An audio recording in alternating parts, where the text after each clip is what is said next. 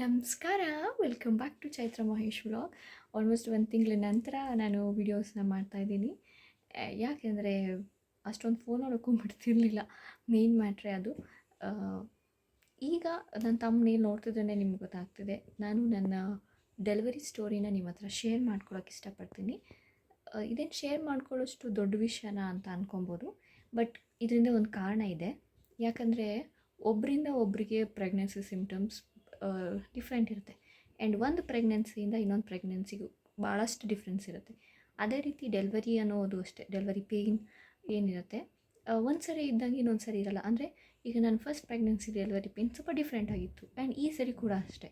So ಆ ಕಾರಣಕ್ಕೆ ಈ ನನ್ನ ಕೆಲವು ಲಕ್ಷಣಗಳನ್ನ ನಿಮ್ಮ ಹತ್ರ ಶೇರ್ ಮಾಡ್ತೀನಿ. ಇದರಿಂದ ಬೇರೆಯವ್ರಿಗೆ ಹೆಲ್ಪ್ ಆಗ್ಬೋದು ಅನ್ನೋ ಕಾರಣಕ್ಕಷ್ಟೇ. ಆ್ಯಂಡ್ ಈ ವಿಡಿಯೋ ನಿಮ್ಗೆ ಇಷ್ಟ ಆದಲ್ಲಿ ನೀವು ಮಾಡಬೇಕಾಗಿರೋದಿಷ್ಟೇ: ಲೈಕ್ ಮಾಡಿ, ಕಮೆಂಟ್ ಮಾಡಿ, ಶೇರ್ ಮಾಡಿ, ಹಾಗೆ ಸಬ್ಸ್ಕ್ರೈಬ್ ಮಾಡೋದನ್ನು ಮರಿಬೇಡಿ. ನನಗೆ ಡೆಲಿವರಿ ಆಗಿದ್ದು December 7th Saturday. So delivery ಆದಮೇಲೆ ವಾಟ್ಸಪ್ಪಲ್ಲಿ ಆ್ಯಸ್ ಯೂಶುವಲ್ ಸ್ಟೇಟಸ್ ಹಾಕಿದೆ, ಬ್ಲೆಸ್ಡ್ ವಿತ್ ಬೇಬಿ ಬಾಯ್ ಅಂತ. ಸೊ ಹಾಕಿದ ತಕ್ಷಣ ಭಾಳಷ್ಟು ಜನ ವಿಶ್ ಮಾಡಿದ್ರು. ಆದರೆ ವಿಶ್ ಮಾಡಿದ ನೆಕ್ಸ್ಟ್ ಮಿನಿಟೇ ಕೇಳಿದ ಕ್ವೆಶನ್ ಏನಪ್ಪ ಅಂದರೆ, ತಾಯಿ ಮಗು ಇಬ್ಬರು ಆರೋಗ್ಯನಾ ಅಂತ ಮಾತ್ರ ಅಲ್ಲ, ನಾರ್ಮಲಾ ಸಿಸೇರಿಯನಾ ಅಂತ.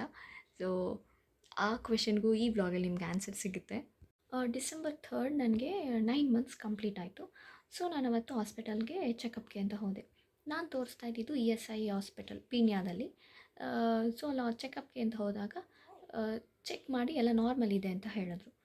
ಬಟ್ ನನಗೆ ಅವತ್ತು ಅಂದರೆ 9 ಮಂತ್ಸ್ ಕಂಪ್ಲೀಟ್ ಆದರೂ ಕೂಡ ನನಗೆ ಯಾವುದೇ ರೀತಿ ಪೇಯ್ನ್ ಬಂದಿರಲಿಲ್ಲ. ಆ್ಯಂಡ್ ನನ್ನ ಮೊದಲನೇ ಡೆಲಿವರಿ ನಾರ್ಮಲ್ ಆಗಿದ್ದರಿಂದ ಡಾಕ್ಟರ್ಸ್ ಕೂಡ ವೆಯ್ಟ್ ಮಾಡೋಣ, ಇನ್ನು 9 ಮಂತ್ಸ್ ಕಂಪ್ಲೀಟ್ ಇವತ್ತು ತಾನೇ ಆಗಿರೋದು, ಸೊ ನೋಡೋಣ, ಇನ್ನು ವೆಯ್ಟ್ ಮಾಡೋಣ, ಇನ್ನು 1 ವೀಕ್ ಟೈಮ್ ಇದೆ ಅಂತ ಕೂಡ ಅಂದರು. ಸೊ ಚೆಕ್ ಮಾಡಿದ್ಮೇಲೆ ಡಾಕ್ಟ್ರ್ ಅಂದರು, ನಾವಿವಾಗ ನಿಮಗೆ ಸ್ಟ್ರಿಪ್ಪಿಂಗ್ ಮಾಡ್ತೀವಿ. ಸ್ಟ್ರಿಪ್ಪಿಂಗ್ ಅಂತ ಅಂದರೆ ನಿಮಗೆ ಇಂಡ್ಯೂಸ್ ಮಾಡ್ತಾರೆ, ಲೇಬರ್ ಬರಲಿ ಅಂದರೆ ಪೇಯ್ನ್ ಬರಲಿ ಅಂತ ನಿಮಗೆ ಇಂಡ್ಯೂಸ್ ಮಾಡೋವಂಥ ನ್ಯಾಚುರಲ್ ಮೆಥಡ್ ಅದು ಸ್ಟ್ರಿಪ್ಪಿಂಗ್ ಅಂದರೆ. ಸೊ ಸ್ಟ್ರಿಪ್ಪಿಂಗ್ ಮಾಡ್ತೀವಿ. ಪೇಯ್ನ್ ಬಂದರೆ ನೋಡೋಣ, ಇನ್ನೊಂದು 3-4 ದಿವಸದಲ್ಲಿ ಅಥವಾ ನೆಕ್ಸ್ಟ್ ವೀಕ್ ಅಷ್ಟರಲ್ಲಿ ನಿಮಗೆ ಪೇಯ್ನ್ ಬರ್ಬೋದು ಅಂತ ಕೂಡ ಹೇಳಿ ಕಳಿಸಿದ್ರು. ಸೊ ಆ ಸ್ಟ್ರಿಪ್ಪಿಂಗ್ ಮಾಡಾದಮೇಲೆ ಲೈಟಾಗಿ ಬ್ಯಾಕ್ ಪೇಯ್ನ್ ಬರ್ತಿತ್ತು ನನಗೆ. ಸೊ ಮನೆಗೆ ಬಂದೆ, ಬ್ಯಾಕ್ ಪೇಯ್ನ್ ಇತ್ತು ಅಂತ ಮಲ್ಕೊಂಬಿಟ್ಟೆ. ಆ್ಯಂಡ್ ಸಂಜೆ ಎದ್ಮೇಲೆ ಲೈಟಾಗಿ ಬ್ಲೀಡಿಂಗ್ ಆಯಿತು. ಸೊ ಟೆನ್ಷನಾಗಿ ಇಮ್ಮಿಡಿಯೇಟ್ ಹಾಸ್ಪಿಟ್ಲಿಗೆ ಹೋದು. ಹಾಸ್ಪಿಟ್ಲಿಗೆ ಹೋದ್ವಿ, ಬ್ಯಾಗೆಲ್ಲ ಪ್ಯಾಕ್ ಮಾಡಿದ್ವಲ್ಲ, ಎಲ್ಲ ಎತ್ಕೊಂಡು ಹೊರ್ಟೋದ್ವಿ. ಅಲ್ಲಿ ಹೋಗಿ ಡಾಕ್ಟ್ರಿಗೆ ಹಿಂಗೆ ಅಂತ ಹೇಳಿದ್ವಿ, ಸರ್ ಮೇಡಮ್ ಬ್ಲೀಡ್ ಆಗ್ತಿದೆ. ಸೊ ಅದಕ್ಕೆ ಬಂದ್ವಿ. ಬೆಳಗ್ಗೆ ಹಿಂಗೆ ಬಂದಮೇಲೆ, ಬೆಳಗ್ಗೆ ಚೆಕಪ್ಗೆ ಅಂತ ಬಂದಾಗ ಸ್ಟ್ರಿಪ್ಪಿಂಗ್ ಮಾಡಿ ಕಳಿಸಿದ್ರು, ಇವಾಗ ಬ್ಲೀಡಿಂಗ್ ಆಗ್ತಿದೆ ಅಂತ. ಸೊ ನಾವು ಅಂದ್ಕೊಂಡ್ವಿ ಅದು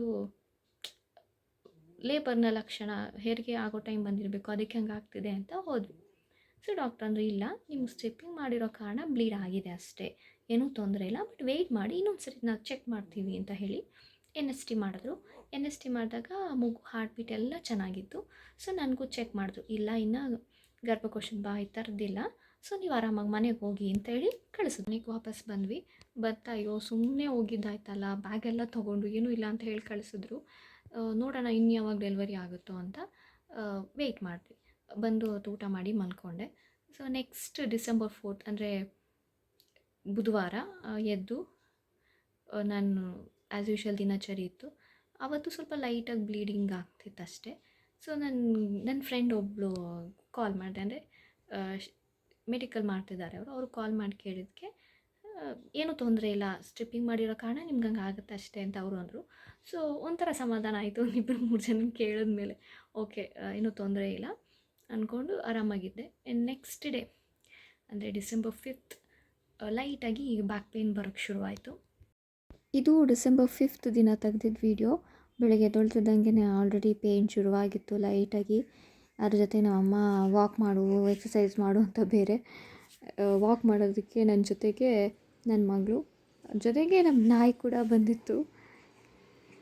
ನೆಕ್ಸ್ಟ್ ಡಿಸೆಂಬರ್ 6th ಶುಕ್ರವಾರ ಬೆಳಗ್ಗೆ ಎದ್ದೆ, ಲೈಟಾಗಿ ಅದು ಮತ್ತೆ ಹಂಗೆ ಬ್ಯಾಕ್ ಪೇಯ್ನ್ ಇತ್ತು. ಅಂದರೆ ಕಂಟ್ರೋಲ್ ಮಾಡೋಕ್ಕಾಗದೇ ಇರೋಷ್ಟೇನಿರಲಿಲ್ಲ, ಸ್ವಲ್ಪ ಪರವಾಗಿಲ್ಲ, ಕಂಟ್ರೋಲ್ ಮಾಡೋ ಥರ ಇತ್ತು. ಲೈಟಾಗಿ ಪೀರಿಯಡ್ಸ್ ಕ್ರ್ಯಾಂಪ್ ಥರ ಇತ್ತು. ಯಾಕೋ ಒಂಥರ ಅನ್ಈಸಿ ಅನ್ನಿಸ್ತಿತ್ತು, ಏನೋ ಕಂಫರ್ಟಬಲೇ ಇಲ್ಲ, ಕಿರಿಕಿರಿ, ಹಿಂಸೆ. ನನ್ನ ಮಗಳು ಬ್ರೇಕ್ಫಾಸ್ಟ್ ಹಾಕ್ಕೊಟ್ಟೆ, ತಿನ್ನೋದಕ್ಕಿಲ್ಲ, ನೀನು ತಿನ್ನಿಸು ಅಂತ ಅಂದರು. ಅವಳ ಮೇಲೂ ಕಿಚ್ಚಾಡ್ತಿದ್ದೆ, ಇಲ್ಲ ನೀನೇ ತಿನ್ನು, ನೀನು ಯಾವಾಗ ಕಲಿತೀಯಾ ಅಂತೆಲ್ಲ ಹೇಳಿ ಪಾಪ ಅವಳು ಬೇಜಾರು ಮಾಡ್ಕೊಂಡೆ ತಿಂದು. ನನಗೂ ಯಾಕೋ ಆಗ್ತಿರ್ಲಿಲ್ಲ, ತಿನ್ನೋಕ್ಕೂ ಆಗಲಿಲ್ಲ. ಸ್ವಲ್ಪ ಲೈಟಾಗಿ ಬ್ರೇಕ್ಫಾಸ್ಟ್ ಮಾಡಿ ಕೂತಿದ್ದೆ. ಆ್ಯಂಡ್ ನಮ್ಮಮ್ಮ ಎಲ್ಲ ಶಾಪಿಂದ ಬಂದು ಅವರೆಲ್ಲ ಮಾತಾಡ್ಕೊಂಡು ಕೂತಿದ್ರು. ಟೀ ಮಾಡು ಅಂತ ಹೇಳಿದ್ರು. ಸೊ ನನ್ನ ಕೈಲಿಗೆ ಆಗೋಲ್ಲ, ನಾನು ತುಂಬ ಸೊಂಟ ಮಾಡ್ತಿದ್ದೆ, ಮಲ್ಕೊಳ್ತೀನಿ ಅಂತ ಹೇಳಿ ಮಲ್ಕೊಳಕ್ಕೆ ಹೋದೆ. ಆಗ ನನಗೆ ಲೈಟಾಗಿ ವಾಟರ್ ಬ್ರೇಕ್ ಆಗೋ ಥರ ಅನ್ನಿಸ್ತು. ಬಟ್ ಅದು ಕನ್ಫರ್ಮ್ ಇಲ್ಲ, ಅದು ವಾಟರ್ ಬ್ರೇಕಾ ಅಥವಾ ಡಿಸ್ಚಾರ್ಜ್ ಆಗ್ತಿದೆಯಾ ಅಥವಾ ಯೂರಿನ್ ಪಾಸ್ ಮಾಡಿಬಿಟ್ಟು ನಾನು ಒಂದು ಭಯ ಆಗ್ತಿತ್ತು. ಸೊ ಎನಿವೇ ಗೂಗಲ್ ಇದೆ, ಸೊ ಗೂಗಲ್ ಮಾಡಿ ನೋಡೋಣ ಅಂಥೇಳಿ ಗೂಗಲ್ ಮಾಡಿ ನೋಡಿದೆ. ಗೂಗಲ್ ಮಾಡಿ ನೋಡಿದಾಗ ಅಂದರೆ ಕೆಲವೊಂದೆಲ್ಲ ಕೊಟ್ಟಿರ್ತಾರಲ್ಲ ಲಿಸ್ಟು, ಅದೆಲ್ಲ ಓದಿ ನೋಡಿಕೊಂಡೆ. ಓಕೆ, ಹಿಂಗಾಗತ್ತೆ. ವಾಟರ್ ಬ್ರೇಕ್ ಆದರೆ ಅಂದರೆ ಅದು ಸ್ಮೆಲ್ ಇರೋದಿಲ್ಲ ಒಂದು, ಆ್ಯಂಡ್ ಕಂಟ್ರೋಲ್ ಮಾಡ್ಕೊಳಕ್ಕಾಗಲ್ಲ. ಅಂದರೆ ಈಗ ಯೂರಿನ್ ಆದರೆ ಯು ಕ್ಯಾನ್ ಕಂಟ್ರೋಲ್ ಅಲ್ವಾ, ಬಟ್ ಇದು ಹಾಗಲ್ಲ, ಕಂಟ್ರೋಲ್ ಮಾಡೋಕ್ಕಾಗಲ್ಲ, ಕಂಟಿನ್ಯೂಸ್ ಹೋಗ್ತಿದೆ, ಇದೆಲ್ಲ ಗೊತ್ತಾಗುತ್ತೆ. ಸೊ ನೋಡೋಣ ಅಂದ್ಬಿಟ್ಟು ಇನ್ನೊಂದು 5 ನಿಮಿಷ ಬಿಟ್ಟು ನೋಡಿದೆ, ವಾಟರ್ ಬ್ರೇಕ್ ಅಂತ ಕನ್ಫರ್ಮ್ ಆಯಿತು. ಸೊ ವಾಟರ್ ಬ್ರೇಕ್ ಅಂತ ಕನ್ಫರ್ಮ್ ಆದಮೇಲೆ ಹಾಸ್ಪಿಟ್ಲಿಗೆ ಹೋಗೋಣ ಅಂತ ಅಂದ್ಕೊಂಡೆ. ಸೊ ಹಸ್ಬೆಂಡ್ ಕಾಲ್ ಮಾಡಿಲ್ಲ, ಹಿಂಗೆ ವಾಟರ್ ಬ್ರೇಕ್ ಆಗಿದೆ ಈ ಸರಿ, ಅಂದರೆ ವಾಟರ್ ಬ್ರೇಕ್ ಆಗಿದೆ ಅಂತಲೂ ಅಲ್ಲ, ವಾಟರ್ ಬ್ರೇಕ್ ಆದಂಗೆ ಅನ್ನಿಸ್ತಿದೆ. ಸೊ ಈಗ ಹಾಸ್ಪಿಟ್ಲಿಗೆ ಹೋಗ್ತಾ ಇದ್ದೀನಿ, ಇನ್ನೂ ಕನ್ಫರ್ಮ್ ಇಲ್ಲ, ಯಾರಿಗೂ ಇನ್ನೂ ಹೇಳೋಕ್ಕೆ ಹೋಗಬೇಡಿ ಅಂತ ಹೇಳಿದ್ದೆ. ಯಾಕಂದರೆ ಲಾಸ್ಟ್ ಡಿಸೆಂಬರ್ 3 ಅವತ್ತು ಬ್ಲೀಡಿಂಗ್ ಆಯಿತು ಅಂತ ಹೋದಾಗ ಅಡ್ಮಿಟೇ ಆಗ್ತಿದ್ದೀನಿ ಅನ್ನೋ ಥರಕ್ಕೆ ಎಲ್ರಿಗೂ ಕಾಲ್ ಮಾಡಿ ಹೇಳಿ ಹೊರಟೋಗಿದ್ದೆ. ಸೊ ಅದಕ್ಕೆ ಅವತ್ತು ಏನು ಹೇಳೋಕ್ಕೆ ಹೋಗಬೇಡಿ ಅಂತ ಹೇಳಿದ್ದೆ. ಇದು ಹಾಸ್ಪಿಟಲ್ಗೆ ಅಡ್ಮಿಟ್ ಆಗೋ ದಿನ ತೆಗ್ದಿದ್ದಂಥ ವೀಡಿಯೋ. ವಾಟರ್ ಬ್ರೇಕ್ ಆಯಿತು ಅಂತ ಗೊತ್ತಾದಾಗ ಲಾಸ್ಟ್ ಟೈಮ್ ನಾನು ಬೇಬಿ ಬಂಪ್ನ ವೀಡಿಯೋ ಮಾಡೋಣ ಅಂತ ಮಾಡಿದ್ದಿದ್ದು. ಆ್ಯಂಡ್ ಹಾಸ್ಪಿಟಲ್ಗೆ ಹೋದ್ವಿ. ಹಾಸ್ಪಿಟ್ಲಲ್ಲಂತೂ ಯಪ್ಪ ಫುಲ್ ಕಳವಳ, ಆಲ್ರೆಡಿ ನನ್ನ ಮುಖ ಬಾಡೋಗಿತ್ತು ಅಷ್ಟೊತ್ತಿಗೆ. ಫೈನಲಿ ಹಾಸ್ಪಿಟಲಲ್ಲಿ ಅಡ್ಮಿಟ್ ಆದಮೇಲೆ ಅಂದರೆ ತುಂಬ ಹೊತ್ತು ತೊಗೊಳ್ಲಿಲ್ಲ. ಲಾಸ್ಟ್ ಟೈಮ್ ಮಾತ್ರ ಇನ್ನೂ ಪೇಯ್ನ್ ಬಂದಿರಲಿಲ್ಲ. ಆಲ್ಮೋಸ್ಟ್ ನಮಗೆ ಬೆಳಗಿಂದ ಸಂಜೆ ತನಕ ಆ ಪ್ರೊಸೀಜರು ಅದು ಇದು ಎಲ್ಲ ನಮ್ಮನ್ನೇ ಸುತ್ತಿಸ್ತಾಯಿದ್ರು. ECGಗೆ ಹೋಗಿ, ಬ್ಲಡ್ ಟೆಸ್ಟ್ಗೆ ಹೋಗಿ, ಅಲ್ಲೋಗಿ ಕೊರೋನಾ ಟೆಸ್ಟ್ ಮಾಡಿಸ್ಕೊಂಡು ಬನ್ನಿ, ಅಪ್ಪ ಬೆಳಗ್ಗೆಯಿಂದ ಸಂಜೆವರೆಗೂ ಆಗಿತ್ತು. ಬಟ್ ಇದು ಹಂಗಿರಲಿಲ್ಲ, ಹೈ ಲೀಕೇಜ್ ಅನ್ನೋ ಕಾರಣಕ್ಕೆ ಬೇಗ ಅಡ್ಮಿಟ್ ಮಾಡಿಕೊಂಡ್ರು. ಎಲ್ಲ ಅಲ್ಲೇ ಆನ್ ಸ್ಪಾಟ್ ಒಂದು 10ರಿಂದ 15 ನಿಮಿಷದಲ್ಲಿ ಎಲ್ಲ ಆಗಿತ್ತು. ECG, ಬ್ಲಡ್ ಟೆಸ್ಟು ಎಲ್ಲ ಆಗಿ ಅಡ್ಮಿಟ್ ಮಾಡಿಕೊಂಡ್ರು. ಸೊ ಅಡ್ಮಿಟ್ ಮಾಡ್ಕೊಂಡಾಗ್ಲೂ ಚೆಕ್ ಮಾಡಿದ್ರು, ಇನ್ನೂ ನೆತ್ತಿ ನೀರು ಹೋಗಿಲ್ಲ, ಮಗು ಇನ್ನು ಸ್ವಲ್ಪ ನೀರು ಕಡಿಮೆ ಆಗಿದೆ ಅಷ್ಟೇ, ವಿಲ್ ಟ್ರೈ, ನಾರ್ಮಲ್ಗೆ ಟ್ರೈ ಮಾಡ್ತೀವಿ ಅಂತ ಹೇಳಿ ಅಡ್ಮಿಟ್ ಮಾಡಿಸ್ಕೊಂಡ್ರು. ಆ್ಯಂಡ್ ಅಡ್ಮಿಟ್ ಆದಮೇಲೆ ಅಂದರೆ ಹಸ್ಬೆಂಡ್ ಹತ್ರ ಸೈನ್ ಹಾಕಿಸ್ಬೇಕಿತ್ತು, ಬಟ್ ನನ್ನ ಹಸ್ಬೆಂಡ್ ಬರೋ ಸ್ಥಿತಿಲಿ ಇದ್ದಿಲ್ಲ, ಅವರು ಊರಲ್ಲಿದ್ದರು. ಸೊ ಯಾರಾನ ಒಬ್ರು ಗಂಡಸರು ಜವಾಬ್ದಾರಿ ತೊಗೊಬೇಕಾಗತ್ತೆ ಅಂತ ಹೇಳಿ ನಮ್ಮ ಅಪ್ಪ ಅಮ್ಮನ ಕೈಲಿ ಸೈನ್ ಹಾಕಿಸ್ಕೊಂಡಿದ್ರು. ನೆಕ್ಸ್ಟು ಅವರಂದರು ಇನ್ನೂ ಪೇಯ್ನ್ ಬಂದಿಲ್ಲಲ್ಲ, ಬಟ್ ಡೈಲೇಷನ್ 2 ಸೆಂಟಿಮೀಟರ್ ಅಷ್ಟು ಡೈಲೇಷನ್ ಆಗಿದೆ ನಿಮ್ಮದು, ಇನ್ನು ಪೇಯ್ನ್ ಬಂದಿಲ್ಲ, ನಾವು ಪೇಯ್ನ್ ಬರೋದಕ್ಕೆ ಜೆಲ್ ಇಂಡ್ಯೂಸ್ ಮಾಡ್ತೀವಿ ಅಂತ ಹೇಳಿದ್ರು. ಸೊ ಜೆಲ್ ಇಂಡ್ಯೂಸ್ ಮಾಡಿದ್ರು, ಯಾವುದೇ ರೀತಿ ಪೇಯ್ನ್ ಬರ್ತಿರ್ಲಿಲ್ಲ, ಅಂದರೆ ದೊಡ್ಡ ನೋವು ಬರ್ತಿರ್ಲಿಲ್ಲ, ಸ್ವಲ್ಪ ಪೀರಿಯಡ್ಸ್ ಕ್ರ್ಯಾಂಪ್ ಥರನೇ ಲೈಟಾಗಿತ್ತು ಅಷ್ಟೇ. ಆಮೇಲೆ ಬಂದು ಡಾಕ್ಟ್ರೆಲ್ಲ ಚೆಕ್ ಮಾಡಿ ತಿರ್ಗಾ ಇನ್ನೂ ಗರ್ಭಕೋಶದ ಬಾಯಿ ತೆಗ್ದಿಲ್ಲ, ಬರೀ 2 ಸೆಂಟಿಮೀಟರ್ ಅಷ್ಟೇ ನಿಮ್ಮ ಡೈಲೇಷನ್ ಆಗಿರೋದು, ಎದೊಳಿ ವಾಕ್ ಮಾಡಿ ಎಕ್ಸಸೈಸ್ ಮಾಡಿ ಅಂದರು. ಸ್ವಲ್ಪ ಲೈಟಾಗಿ ವಾಕು ಎಕ್ಸಸೈಸ್ ಎಲ್ಲ ಮಾಡಿದೆ. ಅವನು ಏನೂ ಪೇಯ್ನ್ ಬಂದಿರಲಿಲ್ಲ. ಸೊ ಡಾಕ್ಟ್ರ್ ಅಂದರು ನೋಡೋಣ ಇನ್ನೊಂದ್ಸರಿ ಸ್ಕ್ಯಾನ್ ಮಾಡ್ತೀವಿ ಅಂತೆಲ್ಲ ಸ್ಕ್ಯಾನ್ ಮಾಡಿದ್ರು. ಅಷ್ಟರಲ್ಲಿ ಆಲ್ಮೋಸ್ಟ್ ಎಲ್ಲ ನೀರು ಹೊರಟೋಗಿತ್ತು. ಡಾಕ್ಟ್ರ್ ಅಂದು ನೀರು ಫುಲ್ ಹೊರಟೋಗಿದೆ, ನಾವು ವೆಯ್ಟ್ ಮಾಡೋಕ್ಕಾಗಲ್ಲ, C ಸೆಕ್ಷನ್ ಮಾಡಿಬಿಡ್ತೀವಿ, ಆಪ್ರೇಷನ್ ಕರ್ಕೊಂಡು ಹೋಗ್ತೀವಿ ಅಂತ ಅಂದರು. ಓಕೆ, ಬಟ್ ನೋಡ್ತೀವಿ ಇನ್ನೂ ಒಂದು 11 o'clockವರೆಗೂ 12ವರೆಗೂ ನೋಡ್ತೀವಿ ಅಂತ ಅಂದರು. ಓಕೆ ನೋಡೋಣ ಅಂತ ಸುಮ್ಮನಾದ್ವಿ. ನೆಕ್ಸ್ಟ್ NST ಮಾಡಬೇಕಾದ್ರೆ ಮಗುವಿನ ಹಾರ್ಟ್ ಬೀಟು ತುಂಬ ವೇರಿ ಆಗ್ತಾಯಿತ್ತು, ಸಡನ್ನಾಗಿ ಜಾಸ್ತಿ ಆಗ್ತಾಯಿತ್ತು, ಸಡನ್ನಾಗಿ ಕಡಿಮೆ ಆಗ್ತಾಯಿತ್ತು. ಸೊ ಹಂಗೆ ನೋಡಿದ್ಮೇಲೆ ಇನ್ನೊಂದು ಡಾಕ್ಟ್ರು ಇಲ್ಲ ನಾರ್ಮಲ್ ಟ್ರೈ ಮಾಡೋಣ ನೋಡೋಣ ಅಥವಾ ಇನ್ನೊಂದು ಜೆಲ್ ಇಂಡ್ಯೂಸ್ ಮಾಡೋಣ ಅಂತಿದ್ರು. ಬಟ್ ಮಗುವಿನ ಹಾರ್ಟ್ ಬೀಟ್ ಯಾವಾಗ ಏರುಪೇರು ಆಗ್ತಿತ್ತು, ಅವ್ರು ವೆಯ್ಟ್ ಮಾಡಲಿಲ್ಲ. Okay will go for operation ಅಂತ ಹೇಳಿ ಕರ್ಕೊಳೋದು. ಮಿಡ್ ನೈಟ್ ಆಲ್ಮೋಸ್ಟ್ 11 o'clock ಅನಿಸುತ್ತೆ, ಕರ್ಕೊಂಡೋದ್ರು ಆಪ್ರೇಷನ್ ಥಿಯೇಟ್ರಿಗೆ. ನನಗೆ ಸ್ವಲ್ಪ ಖುಷಿಯಾಗಿತ್ತು ಅವತ್ತು, ಯಾಕಂದರೆ ನಾರ್ಮಲ್ ಡೆಲಿವರಿ ಪೇಯ್ನ್ ಅನುಭವಿಸಿದ್ದು ಅವೆಲ್ಲ ಏನೂ ಇರಲ್ಲ, ಆರಾಮಾಗಿ ಆಪ್ರೇಷನ್ ಆಗಿಬಿಡುತ್ತೆ. ಆಪ್ರೇಷನಿಂದ ಬರ್ತಿದ್ದಂಗೆ ಚೆನ್ನಾಗಿ ನಿದ್ದೆ ಮಾಡಿಬಿಡ್ಬೋದು, ನೆಕ್ಸ್ಟ್ ಡೇ ಊಟ ಕೊಡ್ತಾರೆ. ಸೊ ಇದಿಷ್ಟೇ ನನ್ನ ತಲೆಯಲ್ಲಿ ಇದ್ದಿದ್ದು. ಫುಲ್ ಖುಷಿಯಿಂದನೇ ಆಪ್ರೇಷನ್ ಥಿಯೇಟ್ರ್ ಒಳಗೆ ಹೋಗ್ತಿದ್ದವಳನ್ನ ಅನಸ್ತೇಷಿಯಾ ಡಾಕ್ಟ್ರು ಸ್ಟಾಪ್ ಮಾಡಿ ಇರಿ ರಿಪೋರ್ಟ್ಸ್ ಎಲ್ಲ ನೋಡ್ತೀವಿ, ಕರ್ಕೊಂಡು ಬನ್ನಿ ಅಂತ ತಿರ್ಗಾ ವಾಪಸ್ ಕರ್ಕೊಂಡು ಬಂದು ರಿಪೋರ್ಟ್ಸ್ ನೋಡ್ತಾಯಿದ್ರು. ಅಲ್ಲಿ ಒಂದು ಎಡವಟ್ಟು ಏನಾಯಿತು ಅಂದರೆ ನನ್ನ ECG ವೇರಿ ಆಗಿತ್ತಂತೆ, ಅಂದರೆ ನನ್ನ ECG ಏನೋ ಪ್ರಾಬ್ಲಮ್ ಆಗಿತ್ತು. ಸೊ ನೋಡಿಬಿಟ್ಟು ಡಾಕ್ಟ್ರ್ ಕೇಳಿದ್ದು, ನೀವು ಹಾರ್ಟ್ ಪೇಷೆಂಟಾ? ನಿಮಗೆ ಉಸಿರಾಟ ತೊಂದರೆ ಇದೆಯಾ, ಎದೆ ನೋವು ಬರ್ತಿದೆಯಾ ಅಂತೆಲ್ಲ ಕೇಳಿದ್ರು. ಅವ್ರು ಕೇಳಿದ ಕ್ವೆಶ್ಚನ್ಗೆ ಬರೆದಿರೋ ಎದೆ ನೋವೆಲ್ಲ ಅವಲ್ಲೇ ಬರೋಂಗೆ ಆಗ್ಬಿಟ್ಟಿತ್ತು. ನನಗೆ ಸ್ವಲ್ಪ ಶಾಕ್ ಆಯಿತು. ನಾನು ಹಾರ್ಟ್ ಪೇಷಂಟಾ? ಇಲ್ಲ, ನನಗೆ ಯಾವುದೇ ಥರದ ತೊಂದರೆ ಇಲ್ಲ, ಉಸಿರಾಟ ತೊಂದರೆ ಏನಿಲ್ಲ ಡಾಕ್ಟರ್ ಅಂದೆ. ಆಮೇಲೆ ಹೇಳಿದೆ, ಇಲ್ಲ ಕಾಂಟ್ರಾಕ್ಷನ್ ಆಗುವಾಗ ಮಾತ್ರ ಸ್ವಲ್ಪ ಉಸಿರಾಡೋಕ್ಕೆ ಕಷ್ಟ ಆಗ್ತಿತ್ತು ಹೊರತು ಬೇರೆ ಏನಿಲ್ಲ, ಐ ಆಮ್ ಫೈನ್ ಅಂತ ಅಂದೆ. ಇಲ್ಲ, ಇವ್ರು ಹಾರ್ಟ್ ಪೇಷಂಟ್ ಇರೋಂಗಿದ್ದಾರೆ, we can't go for operation ಅಂತ ಅಂದರು. ತಿರ್ಗಾ ಇ ಸಿ ಜಿ ಮಾಡಿಸಿದ್ರು. ತಿರ್ಗಾ ಅದೇ ಪ್ರಾಬ್ಲಮ್ ಬಂತು. ಓಕೆ, ನಾವಿಲ್ಲಿ ಆಪ್ರೇಷನ್ ಮಾಡೋದಕ್ಕಾಗಲ್ಲ, ಯಾಕಂದರೆ ಈ ಥರ ಪೇಷಂಟ್ಗಳನ್ನ ಕಾರ್ಡಿಯಾಕ್ ಡಾಕ್ಟರ್ ಅಂದರೆ ಹಾರ್ಟ್ ಡಾಕ್ಟರ್ ಜೊತೇಲಿ ಇಟ್ಕೊಂಡೇ ನಾವು ಆಪ್ರೇಷನ್ ಮಾಡಬೇಕು. ಇಲ್ಲಾಂದರೆ ಏನಾದ್ರು ಪ್ರಾಬ್ಲಮ್ ಆದರೆ ಕಷ್ಟ ಆಗುತ್ತೆ, 70-30 ಕೊಡ್ತೀವಿ ನಾವು, ಬೆಟರ್ ನೀವು ಬೇರೆ ಹಾಸ್ಪಿಟಲ್ಗೆ ಹೋಗಿ ಅಂತ ಹೇಳಿದ್ರು. ಅಲ್ಲಿ ಇ ಎಸ್ ಎಲ್ ಹೇಗೆ ಅಂದರೆ, ಅಲ್ಲಿ ಪೇಷಂಟ್ನ ಏನಾದ್ರು ನೋಡ್ಕೊಳ್ಳೋಕ್ಕಾಗೋದಿಲ್ಲ ಅಂದರೆ ಏನಾದ್ರು ಬೇರೆ ಪ್ರಾಬ್ಲಮ್ ಬಂತು ಅಂತಂದರೆ ಬೇರೆ ಹಾಸ್ಪಿಟ್ಲಿಗೆ ಕಳಿಸ್ತಾರೆ. ಫಾರ್ ಎಕ್ಸಾಂಪಲ್ ರಾಮಯ್ಯಗೆ, ಸಪ್ತಗಿರಿಗೆ ಈ ಥರ. ಸೊ ಕಳಿಸಿ ಅಂತ ಅಂದರು. ಅಲ್ಲಿ ಕಾಲ್ ಮಾಡಿದ್ದಕ್ಕೆ ರಾಮಯ್ಯದಲ್ಲೂ ಬೆಡ್ ಇಲ್ಲ, ಸಪ್ತಗಿರಿಲೂ ಬೆಡ್ ಇಲ್ಲ. So they said okay, Rajajinagar E S ಐಗೆ ಶಿಫ್ಟ್ ಮಾಡಿ ಅಂತ ಅಂದರು. ಕಾಲ್ ಮಾಡಿ ಕೇಳಿದ್ರು, ಓಕೆ ಕಳಿಸಿ ಅಂತ ಅಂದರು. ಮಧ್ಯರಾತ್ರಿ 1:30ಗೆ ಆ್ಯಂಬುಲೆನ್ಸಲ್ಲಿ ಕಳಿಸಿದ್ರು. ಫಸ್ಟ್ ಟೈಮ್ ಆ್ಯಂಬುಲೆನ್ಸಲ್ಲಿ ಹೋಗಿದ್ದ ಅನುಭವ ಸಖತ್ತು ವರ್ಸ್ಟ್ ಆಗಿತ್ತು. ಯಾವ ರೇಂಜಲ್ಲಿ ಆ್ಯಂಬುಲೆನ್ಸ್ ಕುಲುಕುತ್ತೆ ಅಂತ ಅವತ್ತೇ ಗೊತ್ತಾಗಿತ್ತು. ಪ್ರಾಬಬ್ಲಿ ನನಗೆ ಅವತ್ತೇನಾದ್ರು ಪೇಯ್ನ್ ಬಂದಿದ್ದರೆ ಅಂದರೆ ಆ್ಯಂಬುಲೆನ್ಸಲ್ಲೇ ಡೆಲಿವರಿ ಆಗ್ತಿತ್ತು, ಆ ರೇಂಜಲ್ಲಿ ಆ್ಯಂಬುಲೆನ್ಸ್ ಕುಲುಕ್ತಿತ್ತು. ಸೊ 1:30 ಮಧ್ಯರಾತ್ರಿ ಹಾಸ್ಪಿಟಲ್ಗೆ ರೀಚ್ ಆದೋ. ಅಲ್ಲಿ ಹಾಸ್ಪಿಟ್ಲಲ್ಲಿ ಮೊದಲೇ ನೈಟ್ ಡ್ಯೂಟಿ ಡಾಕ್ಟರ್ ಎಲ್ಲ ಸಿಡಿ ಅಂತ ಇದ್ದರು. ಹೋಗ್ತಿದ್ದಂಗೆ ಅವ್ರಿಗೆ ಅಯ್ಯೋ ಇನ್ನೊಂದು ಪೇಷಂಟ್ ಬಂತ ಅನ್ನೋ ಥರನೇ ನೋಡ್ತಾಯಿದ್ರು. ಹೋಗಿ ಎಲ್ಲ ತಿರ್ಗಾ ಮತ್ತೆ ಬ್ಲಡ್ ಟೆಸ್ಟ್ಗೆಲ್ಲ ಕೊಟ್ಟರು. ಮತ್ತು ಎನ್ ಎಸ್ ಟಿ ಮಾಡೋಕ್ಕೆ ಅಂತ ಕರ್ಕೊಂಡೋದ್ರು. ಎನ್ ಎಸ್ ಟಿ ಮಾಡಿದ್ರು. ಅಲ್ಲಿ ಮಗುವಿನ ಹಾರ್ಟ್ ಬೀಟ್ ತುಂಬ ಚೆನ್ನಾಗಿದೆ, ಏನೂ ತೊಂದರೆ ಇಲ್ಲ ಅಂತ ಅಂದರು. 2 ಸರಿ ಎನ್ ಎಸ್ ಟಿ ಮಾಡಿದ್ರು. ಎನ್ ಎಸ್ ಟಿ ಮಾಡಿ ಪಿನ್ಯಾಗ ತಿರ್ಗಾ ಕಾಲ್ ಮಾಡಿದ್ರು, ಏನು ತಾಯಿ ಮಗು ಹಾರ್ಟ್ ಬೀಟ್ ಎಲ್ಲ ಚೆನ್ನಾಗೇ ಇದೆ, ಮತ್ತೆ ಯಾಕೆ ಕಳಿಸಿದ್ದೀರಾ ಅಂತಂದರು.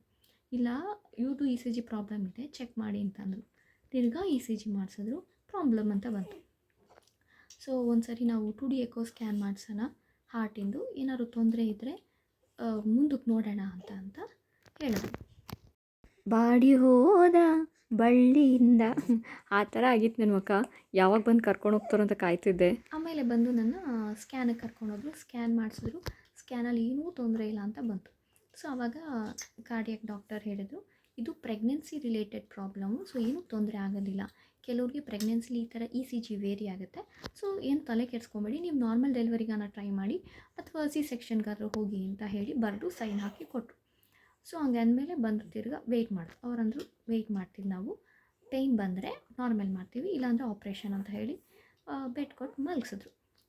ಆಮೇಲೆ ಬರ್ತಿದ್ದ ಪೇಯ್ನ್ ಕೂಡ ನನಗೆ ಬರ್ದಂಗೆ ಆಗೋಯ್ತು. ಒಂಚೂರು ಪೇಯ್ನ್ ಇರಲಿಲ್ಲ. 2 ಸೆಂಟಿಮೀಟರ್ ಅಷ್ಟೇ ಡೈಲೇಷನ್ ಆಗಿದ್ದು, ತಿರ್ಗಾ ಮುಂದಕ್ಕೆ ಡೈಲೇಷನ್ ಕೂಡ ಆಗಿರಲಿಲ್ಲ, ಪೇಯ್ನೂ ಬಂದಿರಲಿಲ್ಲ. ಸೊ ಅವರು ಬಟ್ ನಾವು ಜೆಲ್ ಇಂಡ್ಯೂಸ್ ಮಾಡಲ್ಲ ಅಂತ ಅಲ್ಲಿ ಹೇಳಿದ್ರು. ನೀರು ಹೋಗಿರೋ ಕಾರಣ ನಾವು ಜೆಲ್ ಹಾಕಲ್ಲ, ನೋಡೋಣ ಪೇಯ್ನ್ ಬಂದರೆ ಅಷ್ಟೇ ನಾರ್ಮಲು ಅಂತ ಹೇಳಿ ತಿರ್ಗಾ ವೆಯ್ಟ್ ಮಾಡಿಸಿದ್ರು. ತಿರ್ಗಾ ಬಂದು ಮತ್ತೆ ಚೆಕ್ ಮಾಡಿದ್ರು. ಚೆಕ್ ಮಾಡಿದಾಗ ಅವಾಗ ಏನಾಯಿತು ಅಂದರೆ ಮಗುಗೆ ಇನ್ಫೆಕ್ಷನ್ ಆಗ್ತಾಯಿದೆ, ಇನ್ನು ಸ್ವಲ್ಪ ಬಿಟ್ಟರೆ ಮಗು ಮೋಷನ್ ಪಾಸ್ ಮಾಡ್ಕೊಳ್ಳೋ ಸ್ಟೇಜಲ್ಲಿದೆ, ಸೊ ಬೇಡ ಆಪ್ರೇಷನ್ ಕರ್ಕೊಂಡು ಹೋಗ್ಬಿಡ್ತೀವಿ ಅಂತ ಹೇಳಿ ಬೆಳಗಿನ ಜಾವ 6 ಗಂಟೆಗೆ ಆಪ್ರೇಷನ್ಗೆ ಕರ್ಕೊಂಡು ಹೊರಟೋದ್ರು. ನನಗೆ ಚೆಕ್ ಮಾಡೋಕ್ಕೆ ಅಂತ ಕುಣಿಸಿದ್ರಲ್ಲ, ನಾನು ಒಳಗಡೆನೇ ಇದ್ದೆ.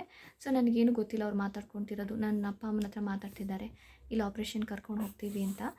ಸೊ ಅದೇ ಟೈಮ್ಗೆ ಟ್ಯೂಬೆಕ್ಟಮಿ ಆಪ್ರೇಷನ್ ಬಗ್ಗೆ ನನ್ನ ಹಸ್ಬೆಂಡಿಗೆ ಫೋನ್ ಮಾಡಿ ಕೇಳಿದ್ದಾರೆ, ಯಾವುದೇ ಮಗು ಆದರೂ ಓಕೆ ಅಲ್ವಾ, ನಾವು ಆಪ್ರೇಷನ್ ಮಾಡ್ಬೋದಾ ಅಂತ.